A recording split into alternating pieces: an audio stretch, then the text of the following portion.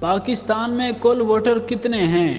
تعداد سامنے آ گئی۔ الیکشن کمیشن آف پاکستان کے مطابق پاکستان میں رجسٹرڈ ووٹر کی تعداد 12,56,26,930 ہو گئی۔ الیکشن کمیشن کی جاری اعداد و شمار کے مطابق ملک میں مرد ووٹرز کی تعداد 6,78,93,815 ہے، جبکہ ملک میں خواتین ووٹرز کی تعداد 5,77,32,575 ہے۔ مرد ووٹرز کی شرح 54% ہے اور خواتین ووٹرز کی شرح 46% ہے۔ رپورٹ کے مطابق پنجاب میں ووٹرز کی تعداد 7,15,65,168 ہے، جبکہ سندھ میں ووٹرز کی تعداد 2,63,96,053 ہے۔ خیبر پختونخوا میں ووٹرز کی تعداد 2,14,15,490 ہے۔ بلوچستان میں ووٹر کی تعداد 52,28,726 اور اسلام آباد میں ووٹرز کی تعداد 10,20,953 ہے۔ اعداد و شمار کے مطابق ملک میں 18 سے 25 سال تک کے ووٹر کی تعداد